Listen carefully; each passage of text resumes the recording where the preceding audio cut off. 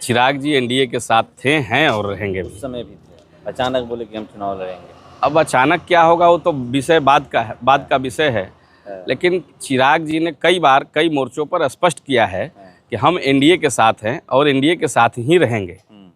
तो इसमें अलग से कोई क्यास लगाने की आवश्यकता नहीं। मतलब आप लोग विपक्ष को ये दिखा रहे हैं, एनडीए गठबंधन की सरकार चल रही है तो प्रशासन किसकी है? ये विपक्ष के हाथ में तो नहीं है प्रशासन, सरकार के अधीन ही है। सरकार इस पर नज़र बनाए हुए है और जो भी वहाँ कार्य करना है उस सब का एक रोड मैप बन रहा है। बाढ़ का समय जैसे ही ख़त्म होगा। कल मुख्यमंत्री आ रहे हैं शाहपुर विधानसभा में, जगदीशपुर में, मतलब भोजपुर की धरती पर आगमन होने जा रहा है। बहुत सारी योजनाओं का शिलान्यास करेंगे और कुछ योजनाओं का उद्घाटन भी करेंगे। एक चुनावी तो नहीं है कि चुनाव नज़दीक है तो ये सब हो रहा है? नहीं, नीतीश कुमार जी और नरेंद्र मोदी जी के नेतृत्व में डबल इंजन की जो सरकार चल रही है, बिहार में लगातार विकास की ब्यार बह रही है और उसी क्रम में यह मुख्यमंत्री जी के द्वारा जो सौगात दिया गया भोजपुर ज़िले में, उसका उद्घाटन शिलान्यास करने के लिए कल आ रहा है। यहाँ के जो वर्तमान विधायक हैं राहुल तिवारी कह रहे हैं कि उनको ज्वाइनिया जाना चाहिए क्योंकि सरकार के कोई भी व्यक्ति नहीं गया।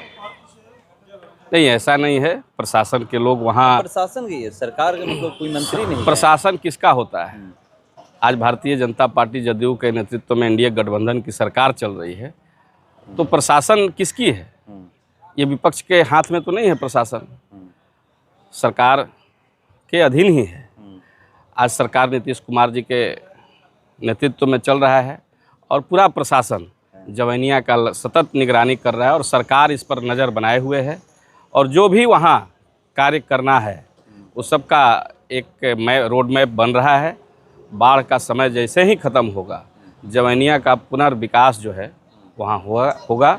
सरकार पूरी तत्परता के साथ उस विषय को ध्यान में रखी। सुनने में आ रहा है कल पर्चा भी वितरण होने वाला है, चेक भी दिया जाएगा जवैनिया के लोगों को। ये सरकारी कार्यक्रम है और सरकार के जो पदाधिकारी हैं उन्होंने चेकआउट किया है। इसकी जानकारी मुझे नहीं है।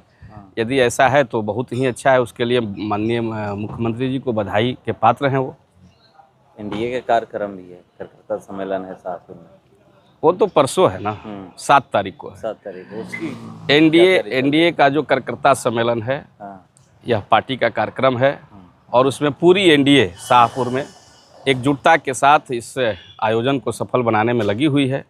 सारे हमारे कार्यकर्ता, सभी नेता अपने अपने स्तर से इस कार्यक्रम को भव्य रूप देने में और सफल बनाने में लगे हुए हैं। सबकी निगाहें चिराग पासवान पे टिकी हुई है। चिराग पासवान इस बार ठीक है ना?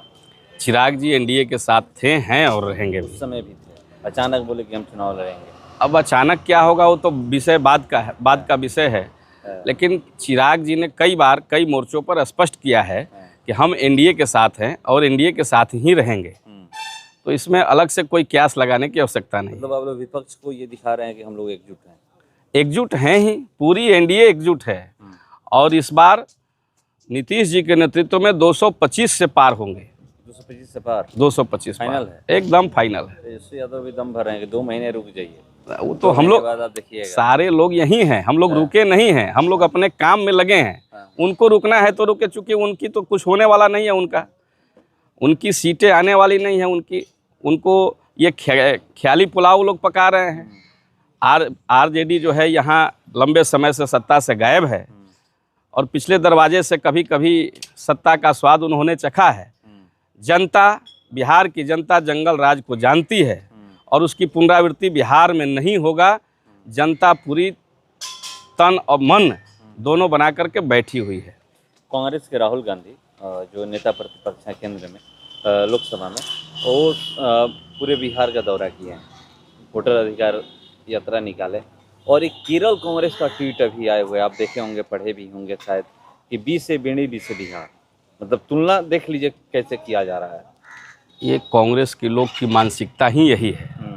बिहार वह भूमि है जहाँ ज्ञान की शुरुआत हुई है, जहाँ मैथ में 0 और 0 का यहाँ से शुरुआत हुआ है।